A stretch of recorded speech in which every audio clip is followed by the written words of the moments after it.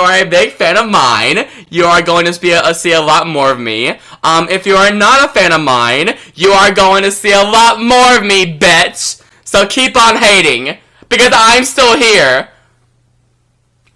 Hey, do you need badges, park wins, buy points, cheap gift cards, or VC codes? If you do, make sure you hit up at 2K Grind Badges for you. His DM's over on Twitter. I'll drop an image right here. You also get 20% off your first badge order. Hey, it's Blaze, and today I'm going to be going over as to why I did not make the NBA 2K League. I've been hyping it up all year because I assumed that this year was going to be my year, but unfortunately I did not get an email. So in this video, I'm going to be going over as to why Blaze, GG Go, the bucket getter, the meower deer, did not get a email for the NBA 2K League. So I have 4 points I'm going to be talking over.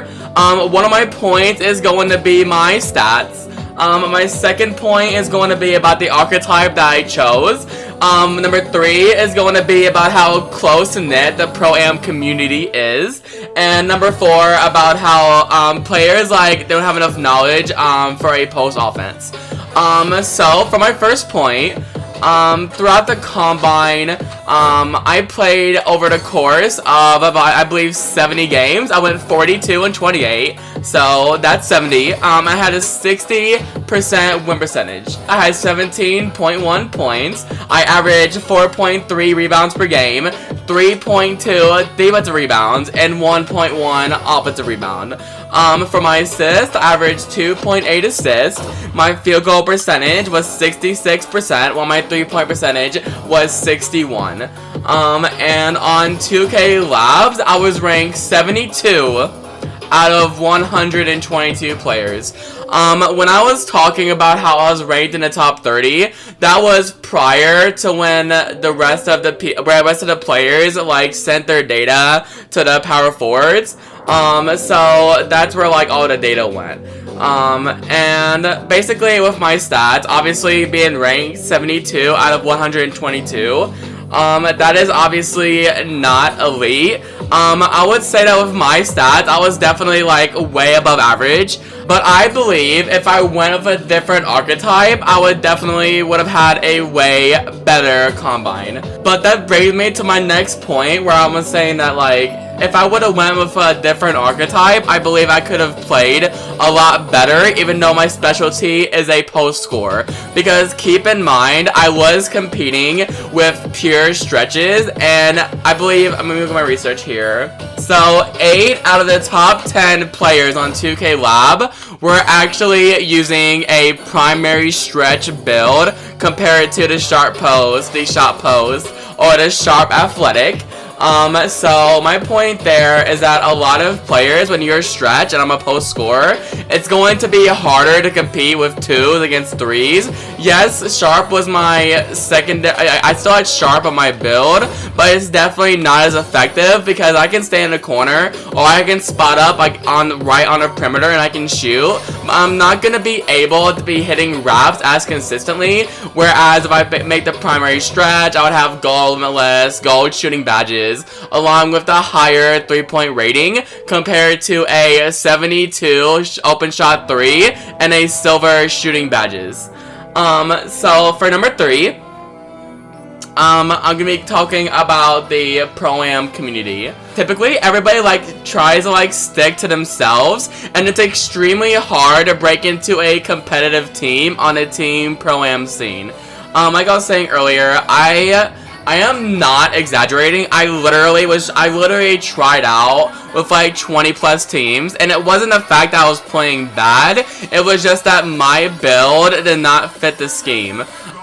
So that is when I decided to make my own Pro-Am team, the Messengers, and you're seeing some of that gameplay here right now. As you can see, it went decently well. We did beat a couple competitive teams, but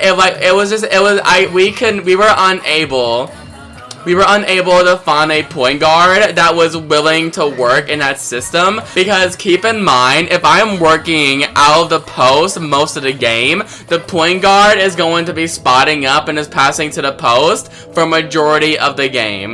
And a lot of great point guards are good point guards. They're used to the typical meta of like this 3 out PNR, and they're used to controlling the ball a lot more. So when I introduced them to a new system, a lot of them, like, they're either like they didn't like it because they prefer touching the ball and like controlling the game, which I don't blame them for.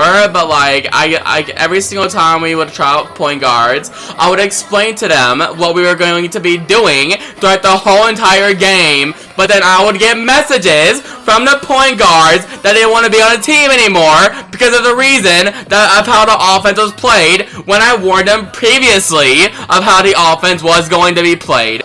Long story short, I was unable to find a full 5 of players who were patient enough and willing enough to work in a post-scoring system. Then again, we did see a lot of good moments, but it was still a lot. It was still as hard overall because like we had to keep on replacing players and like new ones had to come in, and then we have to try out all these other players who are garbage and they're like not valid at all. And I was not trying to deal with that. I'm ranting a lot, but we go back to the point of the Pro community. Like I was saying, is that it's just like. Everybody's like a stuck-up white girl where like they don't want to like touch anybody or like be with anybody if you're not like in the group. So like if you were ever thinking about like that stuck-up group of cheerleaders and jocks in high school, that is basically them. If you are not a jock or you're not a cheerleader, you're not gonna be in a group. So basically, if you're not a comp player or you're just new to the scene, everybody's gonna diss you off. It's very hard to get to the comp scene as it is, and when teams don't even want to pick you up because you're just not that known, it's just completely ridiculous. My 4th point is the player's knowledge on a post offense during a combine. This is very related to my archetype discussion.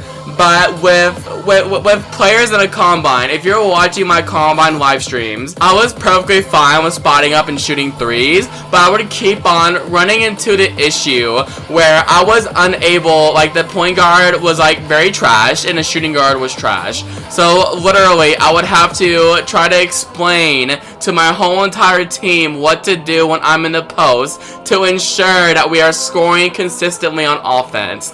And that whole entire process, we would have to be in like it would be like the first half, like it would take the whole entire first half and then a couple minutes into the 3rd quarter for the whole entire process to complete. So literally, when I have to explain that the whole entire game, obviously my stats are gonna suffer because I would be getting doubled by the power forward and the center, and the big will be standing like at deep mid-range, and I would pass it to him to shoot it, and he wouldn't shoot it. So I'm like, why he's staying there? He's like, because I'm spacing out for you. And I'm like, well, if you're spacing out for me, go where you can shoot or dunk the ball. And he wouldn't do anything. So now I have to explain to him to set off ball screens, and he wouldn't even do that. So that was just fucking ridiculous. So that brings me to my final statement as to Blaze. What is going to be your game plan throughout the next year, couple years for NBA 2K League? So I do have a couple invites to some practice squad events. And also, I'm gonna be exploring a few other options as well, but we're gonna have to see how that goes. But besides that point, my main priority right now is growing my YouTube channel and just just growing my community as a whole. So that's going to be my main priority for majority of the next several months going into 2K20. So if you are a big fan of mine, you are going to see a lot more of me. If you are not a fan of mine, you are going to see a lot more of me, bitch. So keep on hating, because I'm still here. So if you are new to the channel, make sure you drop a like and subscribe if you are new. If you like this type of style of video where I'm doing a little commentary over some gameplay and just like talking or like telling a story or explaining like a few situations, make sure you let me know, because I actually really enjoy doing these videos and talking to you guys. And a little update, I have been working out. I've been doing 2-day workouts, and I've been eating correctly. I've been eating like grilled chicken, vegetables, water. I've been having a little bit of Starbucks coffee. Yo, late blooming to the end of time, cause I've been really making moves. Only kick it with a few.